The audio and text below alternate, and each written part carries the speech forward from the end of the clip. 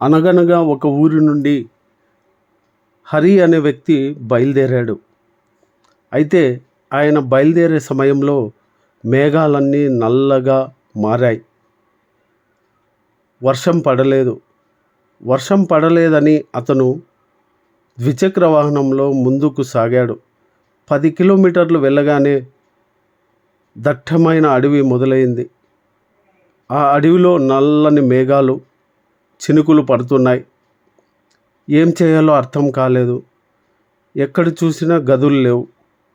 చెట్ల కింద నిలబడితే పిడుగులు పడతాయనే భయం, శరీరం అంతా తడిచిపోతుందనే భయం, మరొక వైపు తడిస్తే రోగాలు వస్తాయనే భయం.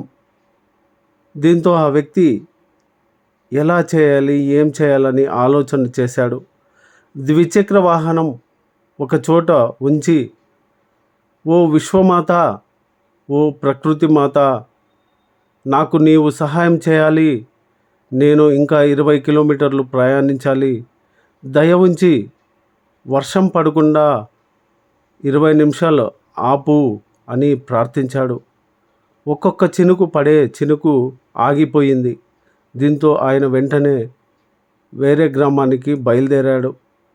ఆ గ్రామానికి వెళ్ళగానే, ఆ ఇంటిలోకి అడుగు పెట్టగానే కుండిపోత వర్షం పడింది. దీంతో ఆ వ్యక్తి విశ్వమాత నాకు సహాయం చేసిందని సంతోషపడ్డాడు. ప్రకృతి మాతకి కృతజ్ఞతలు తెలియజేసుకున్నాడు.